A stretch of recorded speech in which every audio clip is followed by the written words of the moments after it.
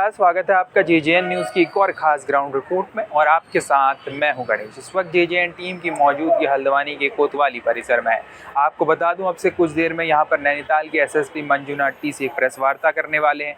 जिस प्रकार से आप जानते हैं, शहर में जो आपराधिक घटनाएं सामने आती है, समय समय पर हल्द्वानी पुलिस इसका खुलासा भी करती है। ऐसे अपराधियों के खिलाफ लगातार कार्रवाई की जाती है। उसके अलावा भी हल्द्वानी पुलिस तमाम जगहों पर अभियान चलाती रहती है। जिस प्रकार से मुख्यमंत्री के निर्देश रहते हैं, उसके अलावा वरिष्ठ अधिकारी जिस प्रकार से आईजी कुमाऊं के निर्देश रहते हैं, उस क्रम में और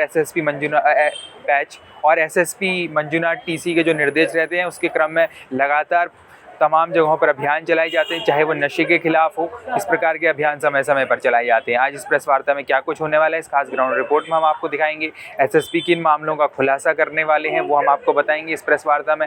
नैनीताल के एसएसपी मंजुनाथ टीसी के अलावा एसपी मनोज कत्याल, सीओ अमित कुमार और SP crime and traffic doctor Jagdish Chandra भी मौजूद होंगे।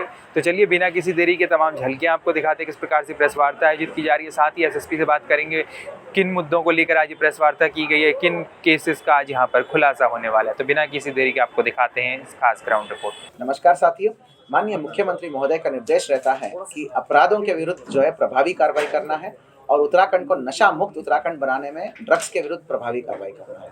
इसी दिशा में माननीय डीजीपी महोदय और माननीय आईजी महोदय का निर्देश रहता है। अभी जो है विगत दिन जो है हमारा जो एसओजी और थाना पुलिस को संयुक्त कार्रवाई में बहुत अच्छी रिजल्ट मिला है। 2 अभियुक्तों को गिरफ्तारी हुई है और इनकी कब्जे में कुल 207 ग्राम स्मैक 207 ग्राम जो है अवैध स्मैक मिला है, जिसका मार्केट वैल्यू जो है लगभग 63 लाख से भी ऊपर है। साथियों, मैं ये कहना चाहूँगा, 1 ग्राम स्मैक में 2-3 लोग जो है उसका नशा करता है। 207 ग्राम स्मैक में कितने सारे गरीब परिवार और युवाओं को नशे की इसमें धकेलने से बचे हुए हैं। ये बहुत अच्छी कार्रवाई है। बहुत सारे लोग जो है नशे की प्रकोप में जाने से बचे हुए हैं और जो है इतनी बड़ी कार्रवाई हुई है, इतना बड़ा मात्रा में कमर्शियल अमाउंट जो है रिकवर हुआ है। एसओजी की टीम्स और मुखानी थाने की टीम को मेरी तरफ से बहुत बधाई और शुभकामनाएं।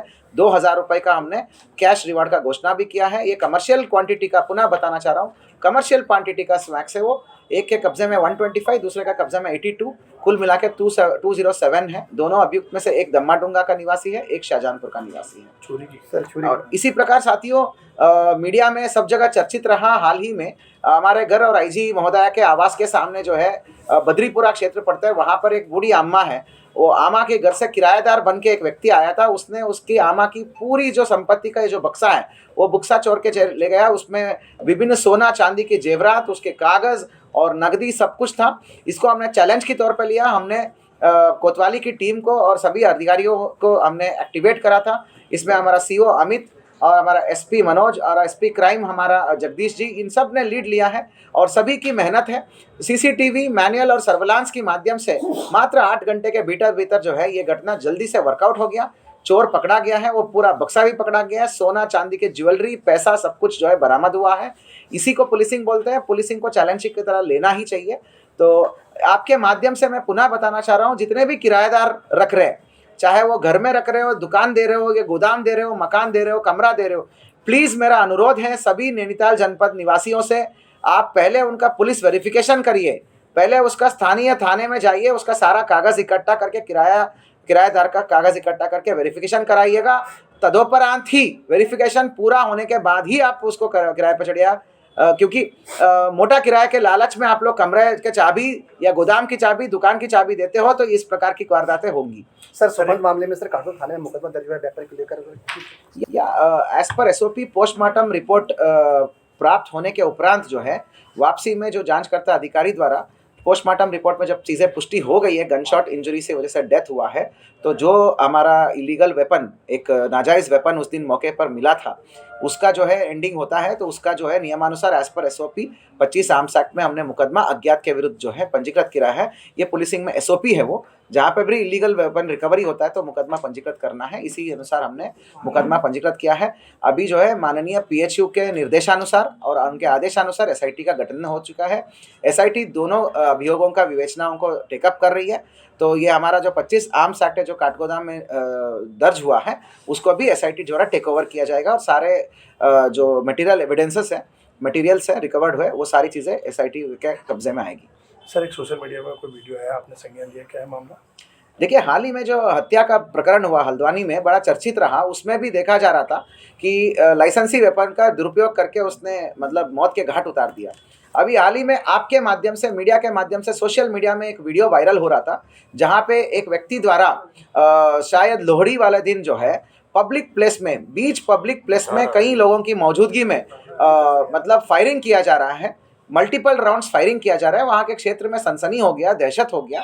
तो इसको हमने संज्ञान में लेते हुए संबंधित व्यक्ति को हमने तत्काल जो है हिरासत में लिया है और उसकी कब्जे से वो वेपन को हमने रिकवर किया है और नियमानुसार हमने आर्म्स एक्ट के अंतर्गत विधिक कार्रवाई अमल में लाई गई है और एफआईआर पंजीकृत हमने किया है, कर रहे हैं। लाइसेंस है? अभी तक की जानकारी में वो उसका नहीं है, किसी और का लाइसेंसी वेपन है।